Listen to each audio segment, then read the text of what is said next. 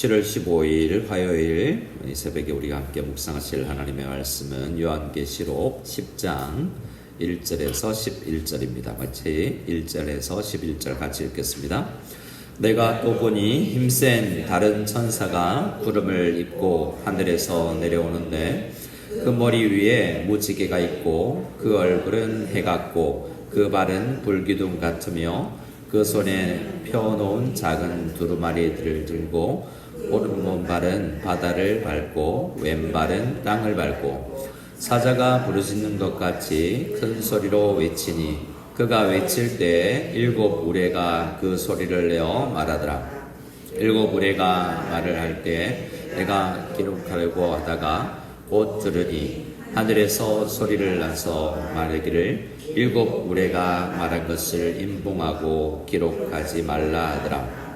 내가 본 바 바다와 땅을 밟고 서 있는 천사가 하늘을 향하여 오른손을 들고 세세토록 살아계시니 곧 하늘과 그 가운데 있는 물건이며 땅과 그 가운데 있는 물건이며 바다와 그 가운데 있는 물건을 창조하신 이를 가리켜 맹세하여 이르되 지체하지 아니하리니 일곱째 천사가 소리내는 날 그의 나팔을 불려고 할 때에 하나님이 그의 종 선지자들에게 전하신 복음과 같이 하나님의 그 비밀이 이루어지리라 하더라. 하늘에서 나서 내게 들리던 음성이 또 내게 말하여 이르되 내가 가서 바다와 땅을 밟고 서 있는 천사의 손에 펴놓은 두루마리를 가지라 하기로 내가 천사에게 나아가 작은 두루마리를 달라 한즉 천사가 이르되 갖다 먹어버리라. 내 배에는 쓰나 내 입에는 꿀같이 달리라 하거늘 내가 천사의 손에서 작은 두루마리를 갖다 먹어버리니 그 입에는 꿀같이 다나 먹은 후에 내 배에서는 쓰게 되더라. 그가 내게 말하기를 내가 많은 백성과 나라와 방언과 임금에게 다시 예언하여야 하리라 하더라. 아멘. 지금 우리 어제까지 인을 떼는 심판에 관한 말씀이었습니다. 어제 말씀드린 것처럼 6번째 인을 뗀 이후로 아직 7번째 인을 떼기 전에 일이 기록되어 있는 상황인데요. 많은 학자들은 이런 것을 막간이라고 합니다. 지난번에도 우리 이야기를 했지만 인을 떼고 나서 다시 7번째 인을 떼기 전에 막간이 있었고 오늘은 또 나팔이 6번째 부르고 나서 7번째 나팔이 불리기 전에 지금 막간이 있는 상황이죠. 그래서 나팔을 부는 이 심판에 있다가 7번째 심판 전에 지금 막간을 우리가 읽었습니다.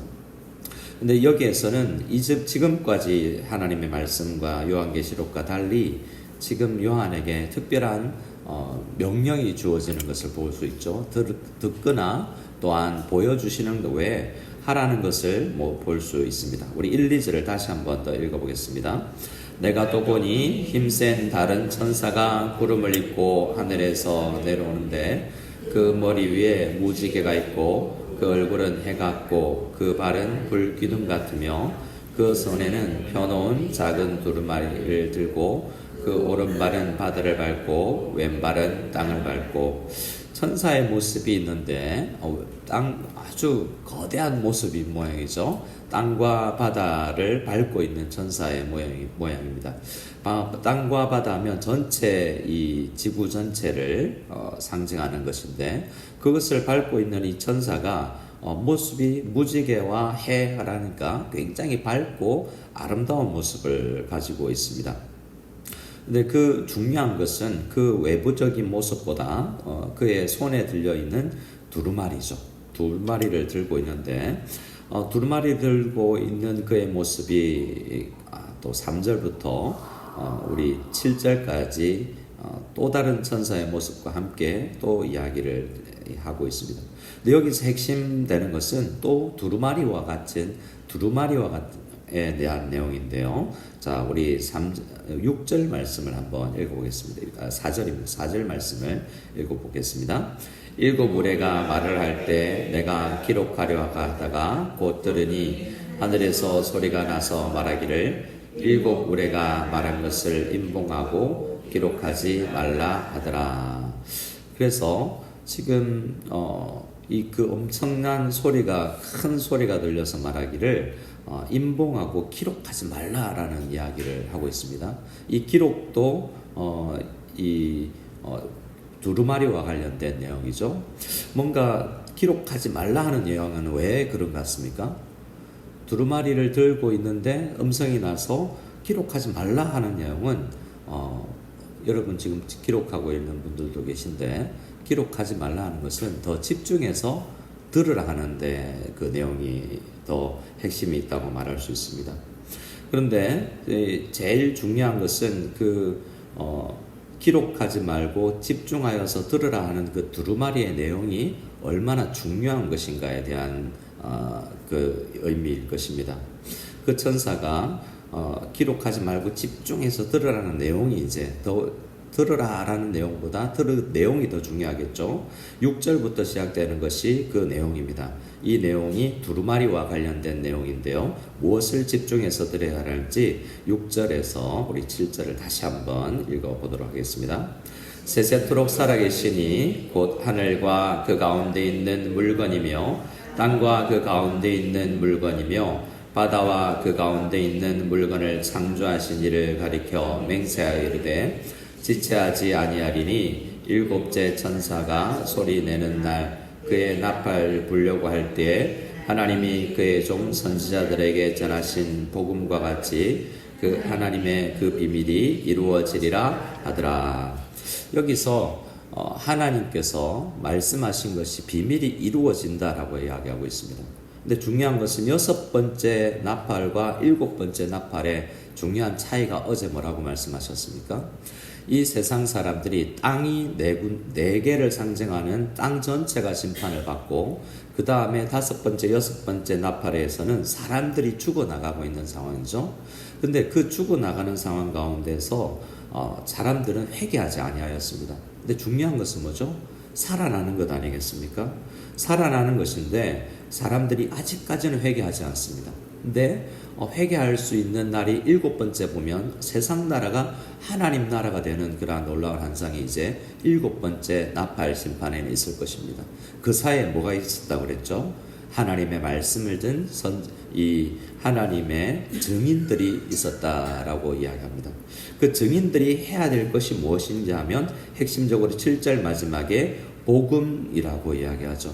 복음은 무엇입니까? 온 세상을 창조하신 이 땅의 6절부터 시작된 그 핵심의 복음의 내용은 온 세상을 창조하신 이가 지체하지 아니하고 우리의 이 모든 죽음의 문제를 해결할 분이시라는 것은 이야기하는 것이 복음입니다. 그 비밀을 가진 자만이 이 모든 심판의 의미를 해석할 수 있고 그 해석한 의미를 가지고 있는 사람들이 말씀에서 나오는 그 내용을 받아 이 죽음에서 해결될 수 있다라는 복음의 내용입니다. 이것을 기록하지 말라 하는 것은 그만큼 이것이 가장 중요한 내용이니 듣고 우리가 그것을 믿어야 한다라는 것입니다. 복음은 듣지 아니하면 우리가 알 수 없는 것이고 들어야만 우리가 믿을 수 있는 것이라고 로마서에서 말씀하고 있는데요. 그래서 기록보다 지금 듣는 것에 대해서 더 집중해서 말씀하고 있는 것입니다. 다시 한 번 더 이제 음성이 들립니다. 오늘 이 7번째 나팔 심판 전에 마지막으로 들리는 이야기를 다시 한번 우리 말씀을 읽으면서 생각해 보겠습니다. 우리 10절 말씀을 10절까지를 8절에서 10절까지 읽겠습니다. 하늘에서 나서 내게 들리던 음성이 또 내게 말하여 이르되 내가서 바다와 땅을 밟고 서 있는 천사의 손에 펴놓은 두루마리를 가지라 하기로 내가 천사에게 나아가 작은 두루마리를 달라 한즉 천사가 이르되 갖다 먹어버리라. 내 배에는 쓰나 내 입에는 꿀같이 달리라 하거늘 내가 천사의 손에서 작은 두루마리를 갖다 먹어버리니 내 입에는 꿀같이 달아 먹은 후에 내 배에서는 쓰게 되더라. 여기서 말씀을 이제 기록하지 말고 집중하여서 들으라라는 말씀 외에 다시 다른 말씀이 똑같은 것인데 더 강하게 표현되는 것이 있는데요. 그것이 먹으라라는 이야기입니다. 이것은 하나님의 말씀을 읽고 보는 것과 보다 더 깊이 이 말씀을 가지는 것을 이야기하죠. 그런데 그 하나님의 말씀 두루마리의 내용을 읽는 것과 보는 것이 아니라 먹는 것과 같이 그 말씀을 깊이 내 것이 되게 만드는 그러한 모습을 더 강조하고 있는데요. 그것이 입에는 쓰지만 배에는 쓰지만 입에는 꿀같이 달리라라고 이야기하고 있습니다. 왜 그럴까요?